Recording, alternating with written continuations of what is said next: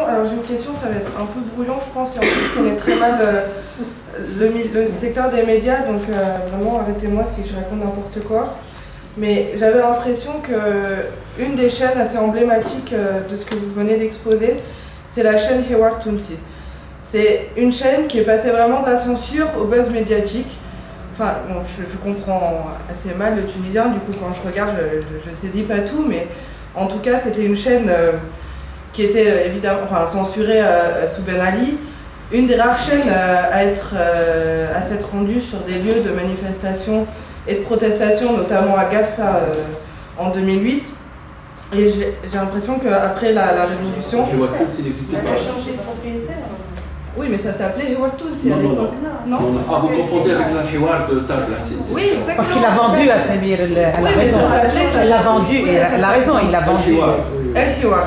Bon, c'était, même à l'époque, c'était écrit Hiwar Tounsi. Oui, oui, non, mais c'est vraiment, du coup, c'est ça l'idée sur laquelle je veux revenir. Du coup, cette chaîne qui était très regardée, surtout entre, j'ai l'impression, 2011, 2013, dans les régions de l'intérieur assez politisées, j'étais assez surprise quand je me rendais dans les régions où tout le monde regardait Hiwar Tounsi, El Hiwar, pardon, à ce moment-là, parce que ça parlait vraiment aux gens. Et petit à petit, voilà, a été racheté et du coup est devenu ce qu'est aujourd'hui Hiwar Tounsi, avec des buzz médiatiques à n'en plus finir. Non, le dernier, c'était quand même Aran Dimantrolek, qui, je viens de l'apprendre, a été suspendu. Moi, j'ai l'impression que ça a été suspendu suite aussi quand même à une campagne de dénonciation des féministes tunisiennes. Et moi, enfin, là où je voudrais en venir, c'est que je voudrais comprendre vraiment les mécanismes, je ne sais pas si vous avez étudié particulièrement cette chaîne-là, mais les mécanismes qui ont permis ou qui ont autorisé à une chaîne, donc Hiwar, d'arriver à ce que c'est aujourd'hui Hiwar Tounsi, quoi. Enfin, un peu, parce que moi j'ai l'impression que ça reflète pas mal de choses que vous avez dit, mais vraiment comprendre les peut-être micro-mécanismes voilà, pour arriver, enfin, voilà, vous m'avez compris. Est-ce que le mot exogène ne perd pas de sens? Est-ce qu'il a toujours un sens? C'est valable même pour les droits de l'homme aussi, c'est valable pour tout ce qui est régi par des normes ou des trucs universels. La deuxième, elle est toute bête. Propriétaire et actionnaire, c'est la même chose dans le texte. Il suffit d'être actionnaire minoritaire ou majoritaire, c'est toujours considéré propriétaire ou... Quelques observations, ce n'est pas dans le dialogue. Je confirme que, de par ma petite expérience, il n'existe pas une volonté politique de réformer le secteur. Et ce, pour différentes raisons il faut du temps pour les exposer. En tout cas, il n'y a pas de vis-à-vis, y compris maintenant, au niveau du dispositif gouvernemental, de ce qui est ce qu'on appelle le monde des médias. Vous ne trouvez personne, vous ne trouvez ni un service, ni quelqu'un qui est chargé du suivi des médias. Ça, de 2011 à nos jours, vous trouvez une espèce de porte-parole, entre guillemets, qui s'arrogeait, parce que les textes ne lui donnent aucun pouvoir à ce niveau-là, qui s'arrogeait ces relations-là et qui continue à sévir, parce que c'est le terme qu'il faut dans ce domaine, en jouant des relations beaucoup plus que autre chose. Ça, c'est la première chose. Et donc, je pense qu'on est un peu dans cette logique. Alors, le pourquoi, c'est à vous, chercheurs, mais aussi autres, c'est un peu pourquoi le pouvoir exécutif ne s'intéresse pas à cette chose-là qui est absolument essentielle. La deuxième chose, c'est que je confirme aussi que l'AEK a été sauvée d'une mort annoncée. Mort annoncée et mort voulue. Voulue par qui? Voulue en particulier par les propriétaires des médias et qui ont tout fait, profitant de la crise qu'avait connue l'AEK à l'époque, de la mettre à plat et, à défaut de la faire disparaître, de la neutraliser totalement. C'est effectivement une décision gouvernementale. J'en suis pour quelque chose, mais c'était pas facile de le faire parce qu'au plus haut niveau, on ne voulait pas que l'AEK continue à exister. Et donc c'était une bagarre qui a été jusque-là gagnée, mais gagnée juste selon le principe, il vaut mieux une instance, même si elle est malade, que rien du tout. Parce que dans le domaine des médias, c'est un peu le chaos général. Bon. Troisième élément, c'est vrai que depuis la Révolution, on assiste à une espèce de domination écrasante de l'approche juridique. On peut se poser la question. Et moi-même, je le posais depuis le début. Par exemple, quand il y a eu la décision de suspendre la Constitution de 59, et de toutes les institutions y afférentes à cette Constitution, à savoir les mairies, le Conseil économique social, bien entendu le Parlement, etc., mais une seule instance qui n'a pas été supprimée, c'est le Haut Conseil des magistratures. Au nom de la continuité de l'État, c'est-à-dire que tout le corpus juridique existant a été maintenu, bien entendu, et qu'on voyait émerger qui, les premiers, c'était les juristes, qui d'ailleurs ne sont pas des constitutionnalistes, j'ai bien vérifié. Ce sont plutôt des publicistes, et d'administratifs en particulier, et que progressivement, ils se sont mutés, alors selon quelle évolution, en des spécialistes de la Constitution. Constitution qui a été pensée dès le départ comme un travail d'expert, puisque c'était une commission qui devrait à l'époque poser un projet pour ensuite devenir la dynamique de la constituante qui d'ailleurs a changé un peu le cours de l'histoire.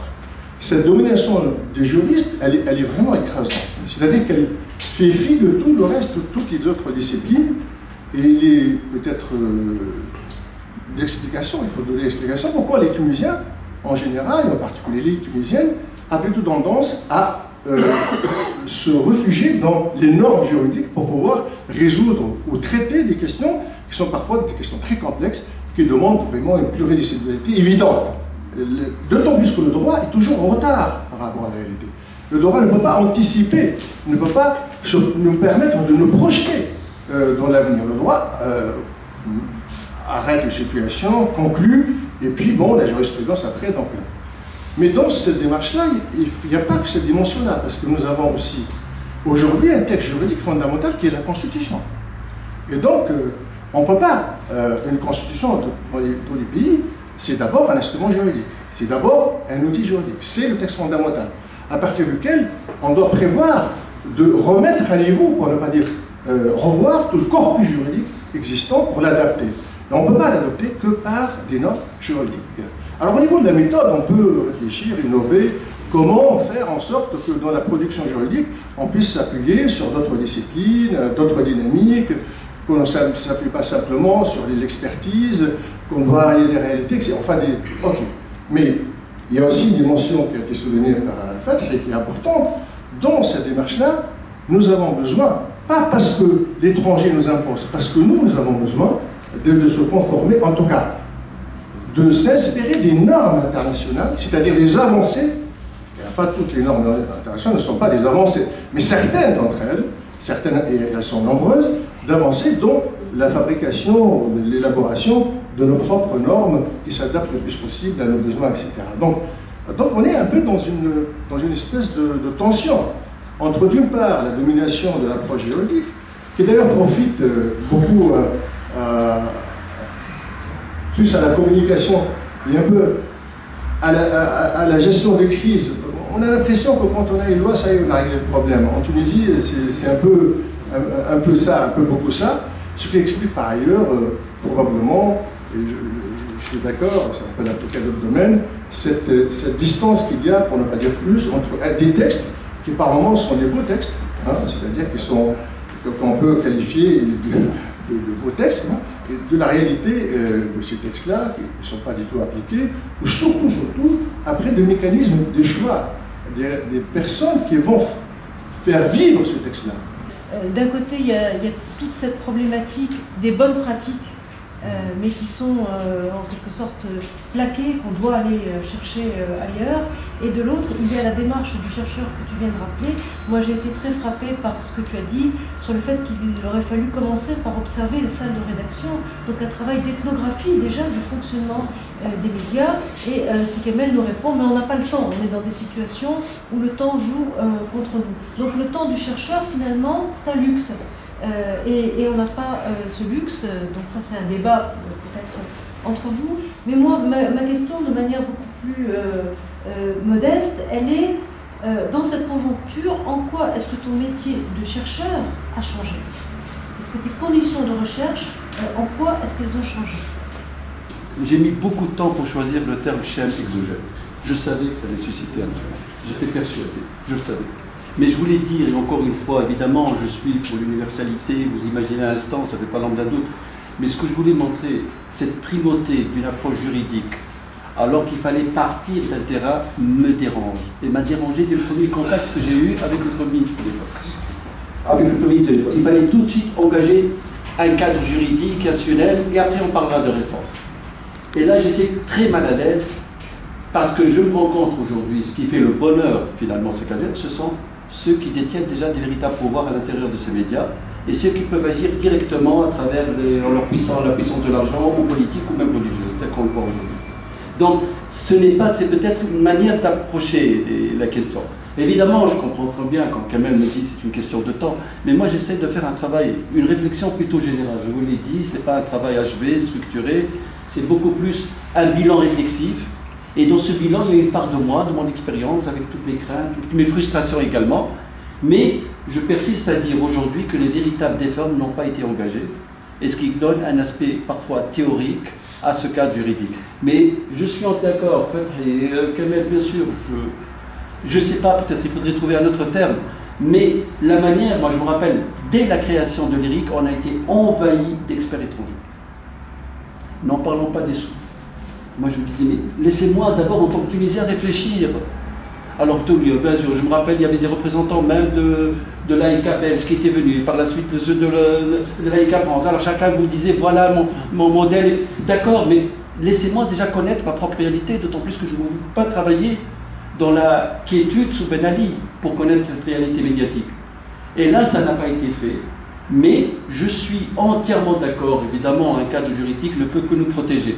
Mais aujourd'hui, c'est ce que j'essaye de faire ressortir dans ce bilan, mais ça ne contredit pas du tout, ça évidemment, je m'inscris, peut-être le terme est maladroit, exogène, il faudrait trouver autre chose, mais ce que je voulais dire, c'est cette manière de nous imposer parfois des chaînes qui n'ont pas, je dirais, leur répondant, ou qui ne s'inscrivent pas encore dans une démarche socio-historique telle que nous la connaissons ici à travers les médias. Bon, à propos sur un hiwar, j'ai beaucoup travaillé le hiwar du temps de Tahar Belhassim. Vous savez, le succès de l'hiwar, surtout dans les bassins miniers, tenait à quoi? À une seule personne, faire un bouquet douce. Faire un bouquet douce, c'était mieux. Mais d'ailleurs, le pouvoir l'a très bien compris en l'arrêtant et en le mettant en prison. Faire un excellent travail, je le connais. Et c'est lui qui a permis de médiatiser les événements du bassin minier à travers le monde entier. Rappelez-vous, FR3 avait sorti les premières images sur les bassins miniers en empruntant les reportages de Hiwar. Donc la force, la personnalité de faire Bouquet Douce, il faut lui rendre hommage, qui a été déterminante. Évidemment, pour vous dire, aujourd'hui, Hiwar Tous a un problème de statut. Il y a deux propriétaires, ce qui a un non-sens par rapport au texte juridique. Vous avez un propriétaire du signal, qui n'est pas le même que celui de la chaîne. Et là, je réponds à la question de fait, quelle différence propriétaire. C'est très intéressant alors. Parce que le propriétaire, c'est celui qui détient le véritable pouvoir. Et l'actionnaire peut être n'importe qui. Par exemple, le Hiwar Tous, c'est qui est le directeur? C'est la femme de Samir Fehmi. Parce que c'est un responsable politique peut être actionnaire. Juridique. Voilà la question. Autre chose aussi, ce que je vais dire, et c'est ça l'objet de notre travail, c'est qu'aujourd'hui, de plus en plus, on voit des responsables politiques, mais également des responsables d'agences de communication, devenir des propriétaires de radio-télévision. Ce qui est en contradiction totale avec les dispositions du décret 116, et là je vous invite à regarder notre rapport, qui montre exactement cette intrication entre monde financier, politique et même religieux. Et sportif. Vous avez une station, et sportive évidemment, une radio qui est détenue par un homme religieux très connu dans la région aussi. Donc voilà, c'est ça ce qui me dérange quelque part, c'est qu'il y a trop d'intrications dans ce monde des médias, si bien que le décret 116 devient du fait assez théorique, compte tenu également de l'état de fragilité qui caractérise aussi l'instance de régulation, l'AEK, aujourd'hui. Alors, l'absence de volonté politique, évidemment, merci Kamel, je n'ai pas arrêté, bon je m'excuse, je cite un ouvrage que j'ai commis l'an dernier sur la difficile transformation des médias. Et pour moi, la difficile transformation repose sur l'absence de toute volonté politique. Et je vous avoue franchement que même le premier débat que j'ai eu avec le premier chef de gouvernement sur le désengagement de l'État, je n'étais pas totalement d'accord avec lui. Ça me paraissait prématuré dans un premier temps. Parce que qui aujourd'hui est à même d'initier les véritables réformes, aujourd'hui, c'est le gouvernement. Avec évidemment l'appui de la société civile, etc. Mais l'initiative ne peut venir que du pouvoir exécutif, dans la mesure, à commencer même par les médias publics, il a déjà une connaissance de ce secteur, et en plus, c'est l'autorité publique par excellence. Voilà.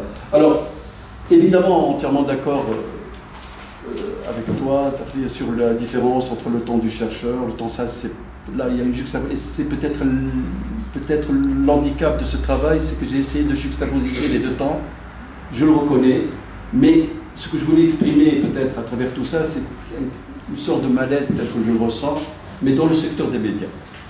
Et je ressens, j'ai bien peur d'ailleurs que ça se retourne même contre nous, et probablement même risque, parce qu'imaginez dans une campagne électorale, où se trouve la neutralité et l'indépendance des médias audiovisuels quand on sait que les propriétaires occupent ces... Alors ce qui est intéressant aussi dans les actionnaires, c'est que vous trouvez parfois, par exemple, il y a une chaîne connue où les actionnaires sont tous les membres de la famille. Alors vous voyez la fille, les magrins, vous êtes trouvés dans ce rapport. Et le propriétaire, c'est évidemment le patron, le patriarche.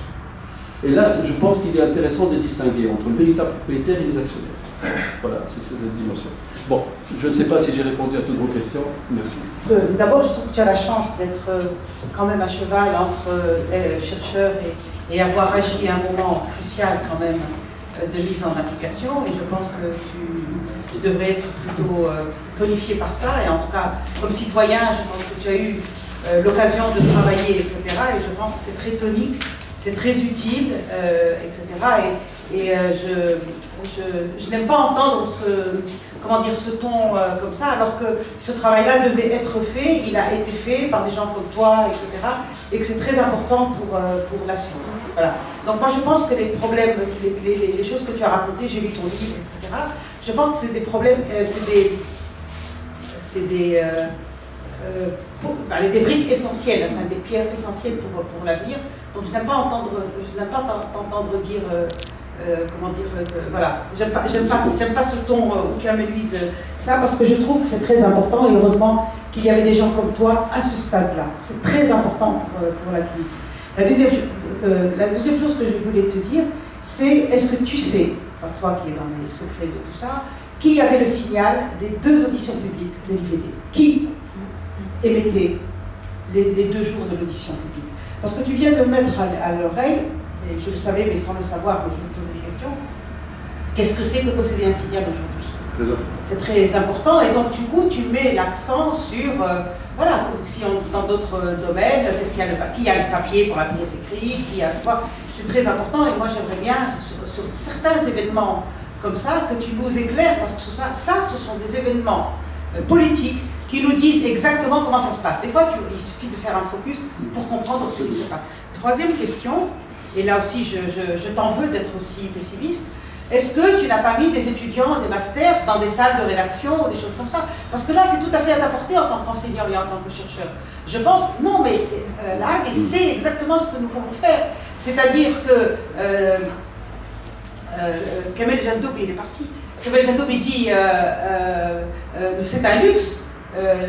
Nous savons que ce n'est pas un luxe, mais nous avons aussi les moyens et les procédures de travail pour que ça soit utile. Nous avons les moyens de convertir ces questions en travail utile. Donc, est-ce que tu as mis des étudiants là-dessus? Je pense que c'est très important. Et quatrième intervention, je pense que justement, je pense que tu es pessimiste, enfin, je ne sais pas comment dire, au moins, inquiet, mais peut-être, est-ce que tu as pensé aussi au public? Parce que la question du public, elle est très forte.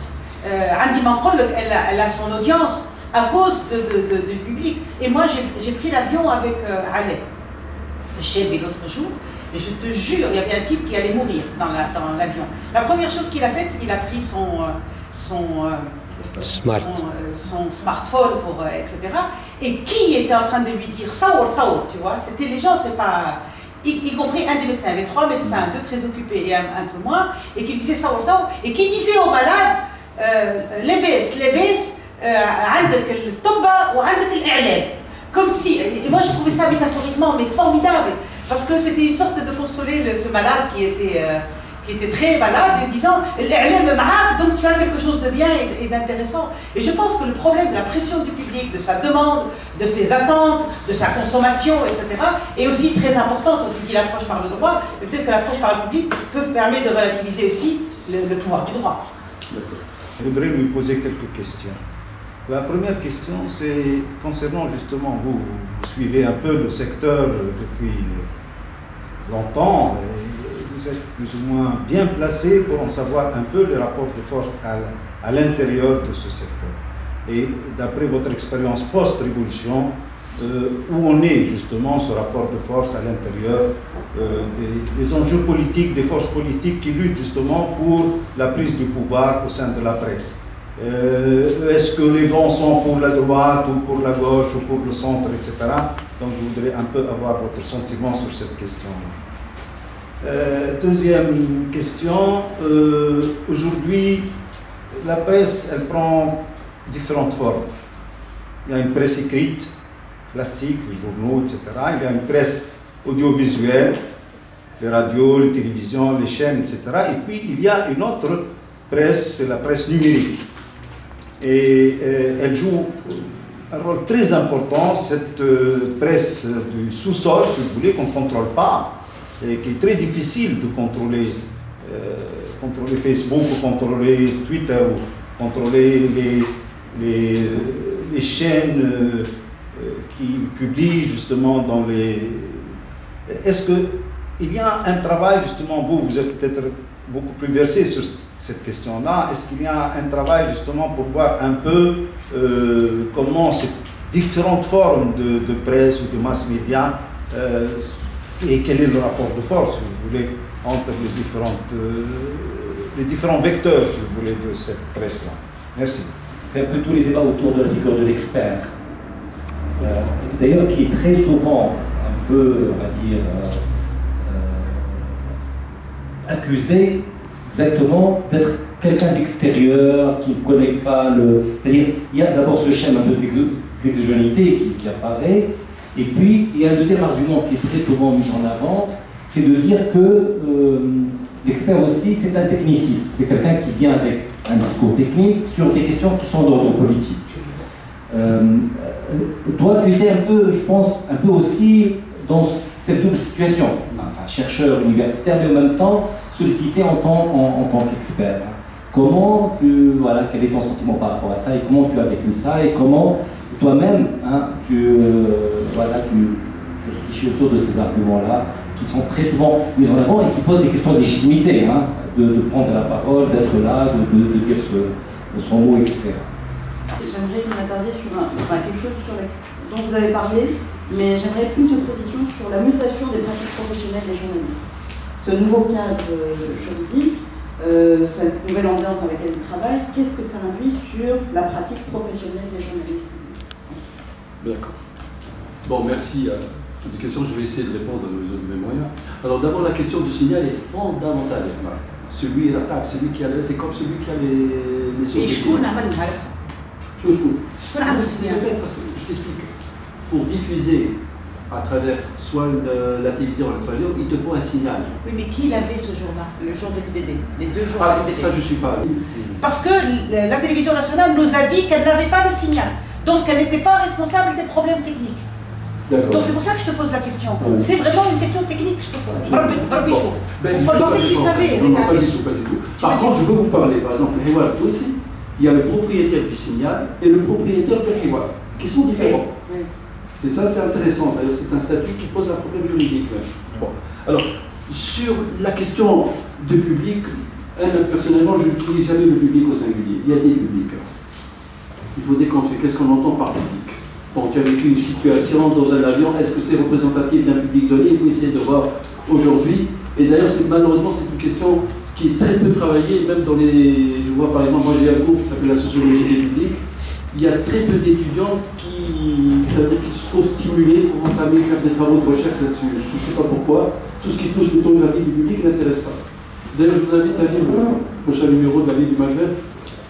J'ai fait un petit papier sur mon expérience en tant que chercheur et les difficultés de susciter des nouveaux thèmes. Pourquoi aussi? Bon, j'ai essayé de le faire dans la mesure de mes moyens parce qu'aussi j'appartiens à une institution qui elle-même a été frappée durement par les années de Ben Ali. Il ne faut pas oublier que l'Institut de presse, où j'étais victime de plusieurs actions, était un peu la chasse gardée de certains personnages clés de Ben Ali, donc ce qui fait que même la recherche était assez contrôlée, assez balisée, pour dire qu'elle n'existait pas du tout. Bon. Donc, et c'est dans cette... Or aujourd'hui, tout est à reconstruire. Tout est à reconstruire, mais malheureusement, encore une fois, je retrouve cette même contradiction, telle que je relevais dans les médias, cette cohabitation de univers. Il y a deux univers. Il y a les anciens qui ont plus de ressources, il y a des privilèges à conserver, et de temps en temps, ce sont des jeunes qui ont envie de changer. Mais souvent, le rapport de force n'est pas du tout en faveur de ces jeunes. Et ça c'est quelque chose qui existe dans plusieurs secteurs, pas seulement les médias d'ailleurs, mais qui constitue aussi un handicap dans la transition.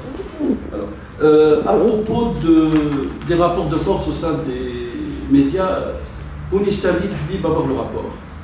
Le rapport montre clairement que dans les médias audiovisuels qui ont le plus d'influence sur l'opinion publique, les propriétaires se scindent en deux. Vous avez une partie, d'ailleurs on le connaît, qui viennent de nada, ils ont leur chaîne de télévision, ils ont leur station de radio, je peux vous le citer, et l'autre de l'idée, mais dans toutes les sensibilités. On retrouve les profils, c'est clair. Et moi, ce que je m'interroge, ce qui me gêne, c'est que dans les campagnes électorales, comment allons-nous ordonner, réguler tout ça? Bon, ça c'est Et donc, ce qui est intéressant, non, c'est-à-dire que le problème, c'est que ces propriétaires ne veulent pas qu'il y ait des structures rédactionnelles. Parce que chaque fois, je dis aux journalistes, mais vous basez quand même, il y a un instrument juridique entre vos mains. Exigez à ce qu'il y ait des structures autonomes. Ils me disent, mais c'est difficile, on ne peut pas. On ne peut pas parce que le lien de subordination est très fort. D'ailleurs, vous n'êtes pas sans savoir, par exemple, je cite TSA, vous avez des noms très connus qui ont été aujourd'hui limogés complètement et remplacés par d'autres. C'est qu'une telle mobilité, ce qui fait que toujours le dernier mot revient au propriétaire de la chaîne. Donc, ces décrets, c'est là aussi je m'interroge à quoi sert de faire des dispositions alors qu'on ne peut pas assurer leur application effective. Bon. Alors, sur la question d'experts, moi, c'est très intéressant, moi, je me pose souvent la question. Bon, en ce qui me concerne, j'ai été propulsé, comme tu l'imagines, au lendemain du 14 janvier, mais j'ai accepté uniquement les deux instances. J'ai fait partie de l'ERIC, mais également de l'ISI, je me suis occupé des médias, de la communication, et là aussi nous avons édicté pas mal de lois, parce que l'ERIC n'a qu'un aspect consultatif, or il fallait réguler les médias pendant la campagne électorale, et l'ISI a joué un rôle fondamental dans l'élaboration des textes juridiques, pour réguler pendant les campagnes électorales de médias. Donc là aussi il y a un travail. Donc, ce que je me fais à chaque fois dans mes expériences, j'essaye dans la mesure du possible de les concrétiser par une trace écrite. Donc l'ISI, je ne sais pas, vous avez lu l'article en conférence. L'IRIC également, j'ai publié dans une revue canadienne, Communication, toute mon expérience au sein de l'IRIC. Et j'essaye parce que je me dis que c'est important pour les chercheurs, pour les jeunes qui voudraient par la suite y travailler, parce qu'il y a une matière de réflexion là-dessus. Par contre, ce qui est intéressant, comment les médias fabriquent les experts. Et ça, c'est un sujet que je propose chaque année à mes étudiants. Qu'est-ce qui fait, par exemple, demain, moi je suis animateur du channel d'étudiants, je présente Patrick comme étant le meilleur expert constitutionnaliste. Il est le meilleur. Là, je n'ai pas besoin de capacité des compétences. Mais, alors, vous voyez que lui. Et ça, c'est un sujet qui me passionne. Qu'est-ce qui fait? D'ailleurs, je me suis amusé à faire un recensement des noms dits experts qui passent régulièrement à la télé. Vous les voyez partout. Et là, ce qui m'intéresse, comment les médias fabriquent l'expert et pourquoi. Et je suis persuadé qu'il y a une instrumentalisation derrière tout ça. Donc voilà, évidemment, si j'avais un laboratoire, tout ça, j'aurais mis sur le coup pas mal d'étudiants, des chercheurs sur toutes ces questions. Mais je vous avoue franchement qu'à l'IPSI, je suis pratiquement isolé pour différentes raisons.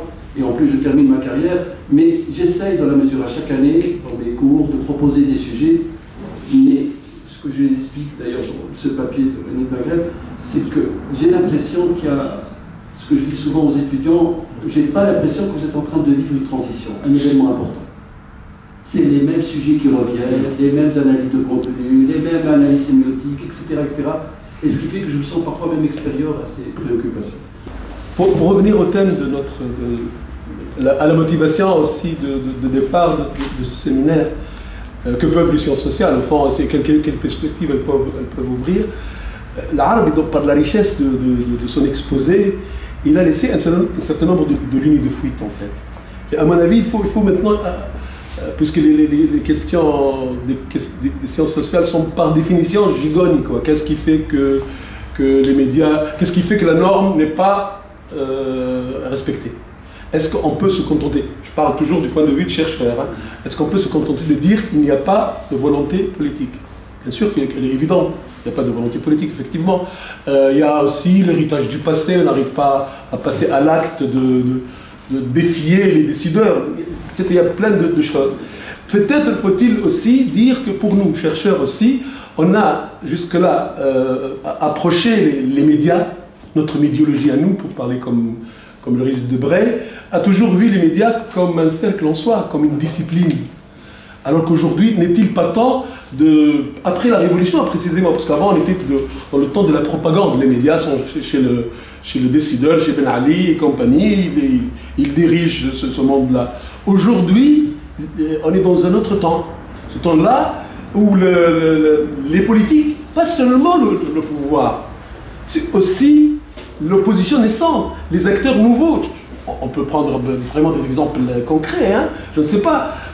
On sait tous que la chaîne qui a fait beaucoup pas de propagande, on va dire de publicité, beaucoup de tapage après la mort de Chokri Belaïd, c'était c'est mot, tu vois, par hasard, il y a aussi un profit attiré, il voulait fructifier une tragédie. Pas seulement, peut-être aussi qu'il y avait, je ne sais pas, quelques soucis démocratiques, mais je ne crois pas que ce soit l'essentiel. On sait aussi que Nesma aussi par la suite a favorisé Hamal Hamem, c'est évident. Donc c'est aussi les nouveaux acteurs. Je prends juste quelques exemples. Moi je suis bien content hein, qu'il favorise Hamal, c'est pas la question, mais pourquoi? C'est parce que nous, dans notre hâte aussi, les nouveaux acteurs, dans la hâte de communiquer, dans la hâte d'aller vers le peuple, ils rentrent dans des rapports parfois incestueux avec cet objet de désir qu'on n'arrivait pas à toucher. Il y a aussi, bien sûr, il y a le rapport avec les politiques, mais aussi les rapports avec l'économie. Aujourd'hui, qui détient les médias en Tunisie? C'est cousu de fil blanc, c'est l'ami عنده المغرب. شرف الدين عنده التاسعة. نسمع عند شو اسمه عند نداء تونس, enfin, du moins, il n'y a pas longtemps. Donc on est عند قروي, je veux dire, qui était conseiller de CEPS directement. Mais tous, comme Kamel a dit des voyous, mais tous sont connus, tout le monde le sait. Mais est-ce qu'il n'y a pas, je reviens, allez, je vais m'emballer, je vais faire de la politique, non, je reviens pour les sciences sociales, n'y a-t-il pas une possibilité d'une économie politique des médias à faire, quoi, de multiplier les angles d'approche, pas seulement les médias en tant que médias, qu'il y a une norme démocratique qu'ils ne respectent pas, mais aussi regarder en stéréo tout ça, toutes ces choses-là, pour essayer de comprendre pourquoi, bon Dieu, on a des normes démocratiques et qu'on arrive, et une pratique de république bananière, quoi. On a mis 1 an et demi à mettre en pratique ce décret loi 116. Et ce qui fait qu'il y a eu pas mal de chaînes qui ont commencé à diffuser sans aucune autorisation légale. Et à l'époque, à l'ENRIC, on avait sorti un communiqué pour demander à la classe politique de bouder ces chaînes, de ne pas répondre à leurs doléances en allant sur leur plateau et parler. Surtout aux responsables publics. Ben, cet appel n'a pas été entendu, y compris par les gens que tu viens de citer. Et c'est ça ce qui m'inquiète, c'est cette banalisation. Normalement, la moindre des choses, c'est de respecter quand même. Il y a une autorité publique, ces chaînes n'ont qu'un caractère légal, donc respectons. Non. Et tout, j'allais dire, classe politique confondue. Il y a une tribune, je m'en moque, j'y vais, quel que soit le caractère. Et c'est ça ce qui m'amène à réfléchir, à me poser des questions. Bon, et là je répondrai à Ahmad, oui, je ne suis pas pessimiste. Je suis inquiet, je suis angoissé, je ne suis pas pessimiste. Pour la simple raison que je ne peux pas être pessimiste parce que cette période, tu sais très bien, on a bataillé pour qu'on arrive à vivre cette transition. Je suis certes inquiet, mais parce que pessimiste pour moi ça y est, c'est fini. C'est défini. Je ne suis pas, je le serai. Pour laquelle je travaille. Je les lis, je suis à Bounifia, on a publié des rapports, donc je refuse, je ne suis pas et je ne le serai jamais, mais Je m'excuse de vous exprimer aussi mon inquiétude. Je voulais vous exprimer, voilà, en toute honnêteté, telle que l'expérience, je l'ai vécue, voilà un peu comment je ressens cette situation, mais sans pour autant m'enfermer dans un défaitisme. Ça, c'est loin de moi cette idée, voilà, pessimiste, voilà. Merci. Et merci à tous. Et merci à tous.